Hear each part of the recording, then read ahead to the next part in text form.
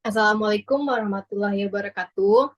Nama saya Almuhadara Diananda dengan NIM 2004 2078 dan teman saya bernama Iftina Atifah dengan NIM 2004 2214.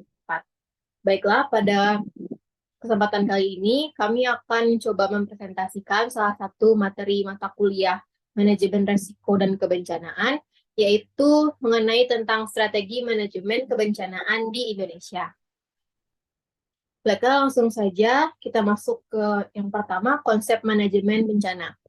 Menurut UU nomor 24 tahun 2007, manajemen bencana adalah suatu proses dinamis, berlanjut, dan terpadu untuk meningkatkan kualitas langkah-langkah yang berhubungan dengan observasi dan analisis bencana, serta pencegahan, mitigasi, kesiapsiagaan, peringatan dini, penanganan darurat, rehabilitas, dan rekonstruksi bencana. Sedangkan menurut University of Wisconsin, manajemen bencana adalah serangkaian kegiatan yang didesain untuk mengendalikan situasi bencana dan darurat untuk mempersiapkan kerangka untuk membantu orang yang rentan bencana untuk menghindari atau mengatasi dampak bencana tersebut. Berbeda dengan Universitas British Columbia, mendefinisikan manajemen bencana adalah suatu proses pembentukan atau penetapan tujuan bersama dan nilai bersama atau common value untuk mendorong pihak-pihak yang terlibat atau partisipan untuk menyusun rencana dan menghadapi baik bencana potensial maupun aktual. Yang kedua yaitu fungsi manajemen bencana. Yang pertama yaitu perencanaan. Proses dari rangkaian kegiatan dengan tujuan untuk mencegah dan membatasi jumlah korban manusia serta kerusakan harta benda dan lingkungan hidup akibat bencana. Proses perencanaan tersebut dilakukan pada setiap tahapan, yaitu tahap pra bencana, saat tanggap darurat bencana, dan pasca bencana.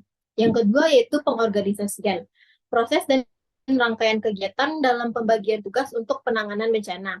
Di Indonesia, organisasi atau instansi yang diberikan wewenang untuk penanganan bencana adalah BNPB untuk tingkat nasional dan BPBD untuk tingkat provinsi dan kabupaten.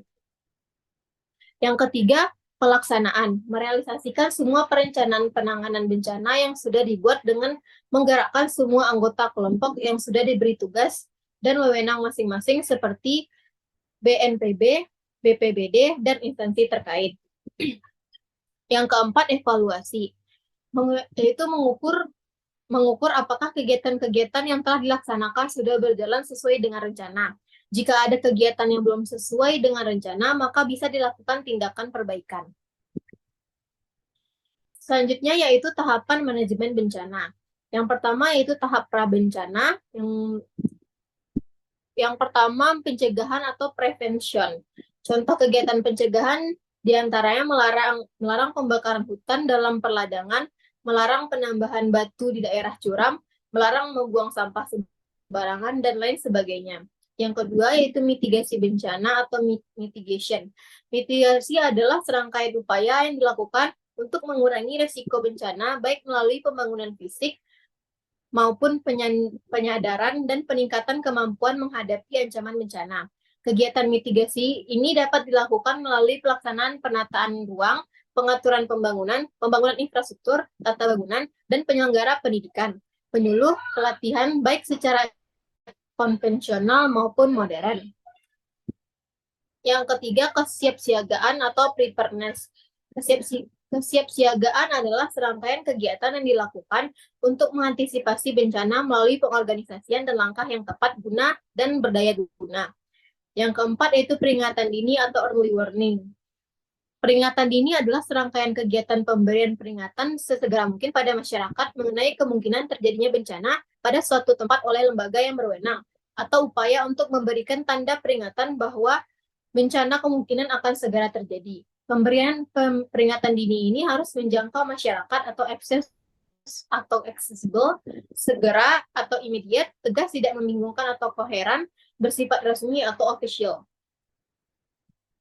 Yang kedua itu tahap saat terjadi bencana. Yang pertama, tanggap darurat atau respons. Tanggap darurat adalah serangkaian kegiatan yang dilakukan dengan segera pada saat kejadian bencana untuk menangani dampak buruk yang ditimbulkan. Ini meliputi kegiatan penyelamatan dan evakuasi korban harta benda, pemenuhan kebutuhan dasar, perlindungan, pengurusan pengungsian, dan pemulihan sarana prasarana. Yang kedua yaitu bantuan darurat atau relief, merupakan upaya untuk memberikan bantuan berkaitan dengan pemenuhan kebutuhan dasar berupa sandang, pangan, tempat tinggal sementara, kesehatan, sanitasi, dan juga air bersih.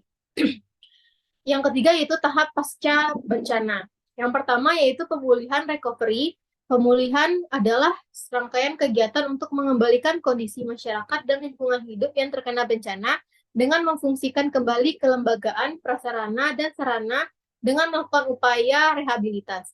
Yang kedua, rehabilitas atau rehabilitation merupakan upaya untuk memberikan bantuan berkaitan dengan pemenuhan kebutuhan dasar berupa sandang, pangan, tempat tinggal sementara, kesehatan, sanitasi, dan juga air bersih. Yang ketiga, rekonstruksi atau reconstruction. Reconstruction adalah perumusan kebijakan dan usaha serta langkah-langkah nyata yang terencana dengan baik, konsisten, dan berkelanjutan untuk membangun kembali secara permanen semua prasarana, sarana, dan sistem kelembagaan. Baiklah, selanjutnya akan dibacakan oleh Iftina. Baiklah, saya akan melanjutkan yaitu implementasi manajemen bencana banjir. Yang pertama, manajemen prabencana. 1. Kesiapsiagaan.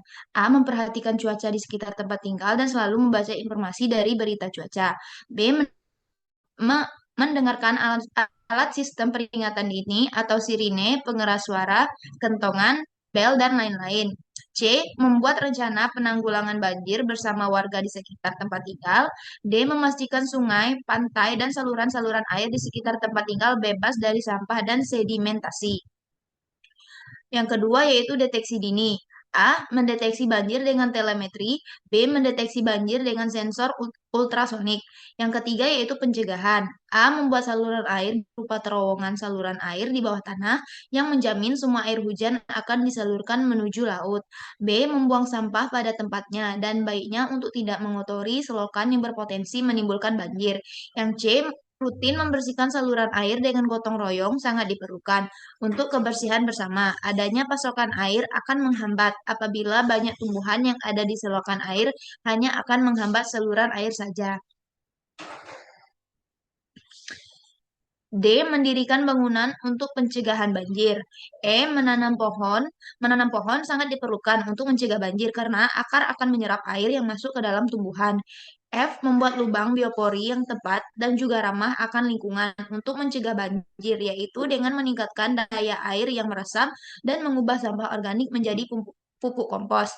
G. Membuat sumur serapan sehingga sangat diperlukan sebagai salah satu alat untuk mencegah datangnya banjir. H. Paving stone untuk jalan lebih baik digunakan dibanding aspal, sebab jika hujan turun, air banjir mampu terserap masuk ke dalam tanah dengan cepat.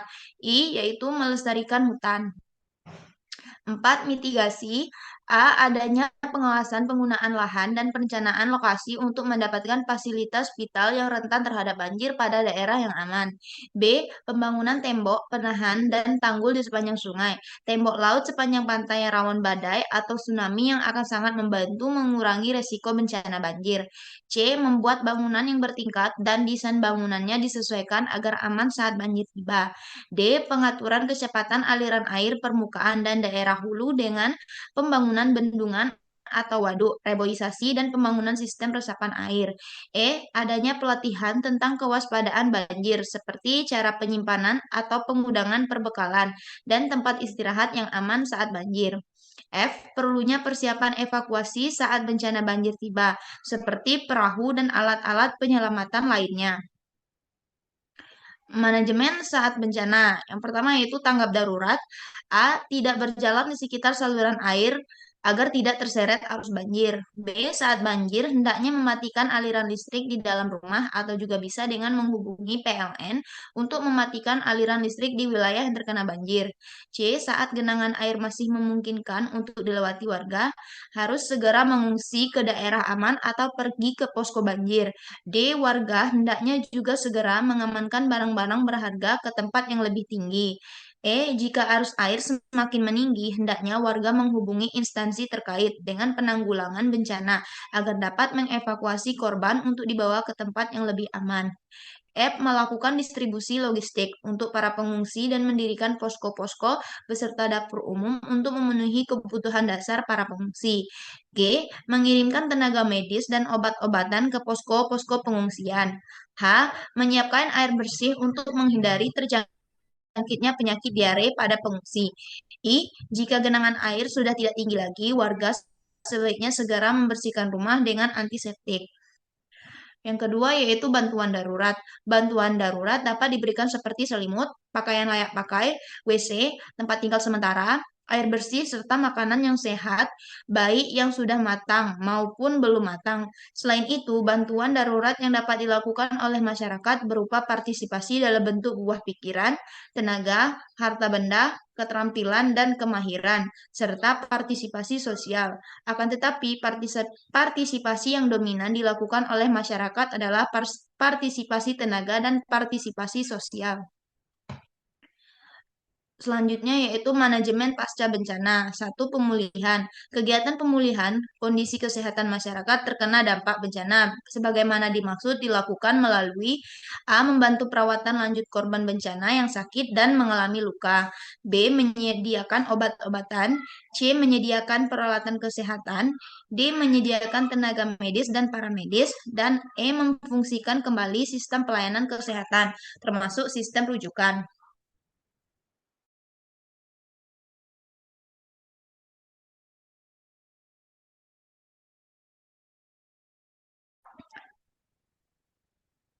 Burundar. Kegiatan pemulihan sosial, ekonomi, dan budaya sebagaimana dimaksud dilakukan dengan membantu masyarakat menghidupkan dan 13 mengaktifkan kembali kegiatan sosial, ekonomi, dan budaya melalui A. Layanan advokasi dan konseling, B. Bantuan stimulan aktivitas, dan C. Pelatihan. Kegiatan pemulihan fungsi pemerintahan dilakukan melalui upaya A. Mengaktifkan kembali pelaksanaan kegiatan tugas-tugas pemerintahan secepatnya, B. Penyelamatan dan pengamanan dokumen-dokumen negara dan pemerintahan. C. Konsolidasi para petugas pemerintahan. D. Pemulihan fungsi-fungsi dan peralatan pendukung tugas-tugas pemerintahan. Dan E. Pengaturan kembali tugas-tugas pemerintahan pada instansi atau lembaga terkait. Yang kedua, rehabilitas, yaitu A. Analisis kerusakan dan kebutuhan, B. Melakukan perbaikan kualitas air bersih atau kaporisasi, pemberian PAC, dan aquatap. C. Pembangunan gedung dan infrastruktur pembangunan kembali gedung, sarana, dan prasarana umum. D. Pemulihan sosial psikologis. Yang ketiga yaitu rekonstruksi. Lingkup pelaksanaan rekonstruksi dibagi menjadi dua program, yaitu program rekonstruksi fisik dan program rekonstruksi non-fisik. Yang dimaksud dengan rekonstruksi fisik adalah tindakan untuk memulihkan kondisi fisik lingkungan yang terkena banjir melalui pembangunan kembali secara permanen prasarana dan sarana permukiman, pemerintahan, dan pelayanan masyarakat, atau kesehatan, pendidikan, dan lain-lainnya. Prasarana dan sarana ekonomi yang terdiri dari jaringan perhubungan, air bersih, sanitasi dan drainase, irigasi, listrik dan telekomunikasi, dan lain-lain. Prasarana dan sarana sosial yaitu ibadah, budaya, dan lain-lain yang rusak akibat banjir agar kembali ke kondisi semula atau bahkan lebih baik dari kondisi sebelum banjir. Sedangkan rekonstruksi non-fisik adalah tindakan untuk memperbaiki atau memulihkan kegiatan pelayanan publik dan kegiatan sosial, ekonomi, serta kehidupan masyarakat seperti sektor kesehatan, pendidikan, perekonomian, pelayanan kantor pemerintahan, peribadatan, dan kondisi mental atau sosial masyarakat yang terganggu pasca banjir, kembali ke kondisi pelayanan dan kegiatan semula atau bahkan lebih baik dari kondisi sebelumnya. Kesimpulan, Indonesia merupakan salah satu yang rawan bencana, sehingga diperlukan manajemen atau penanggulangan bencana yang tepat dan terencana. Manajemen bencana merupakan suatu kegiatan yang dibentuk untuk mengendalikan situasi bencana yang darurat untuk persiapan membantu yang terkena bencana untuk menghindari atau mengatasi dampak dari bencana. Rangkaian upaya tersebut meliputi kegiatan pencegahan bencana, tanggap darurat, bantuan darurat, rehabilitasi, dan rekonstruksi. Manajemen bencana dimulai dari tahap prabencana, tahap pra-bencana, tahap pasca bencana, dan tahap pasca bencana.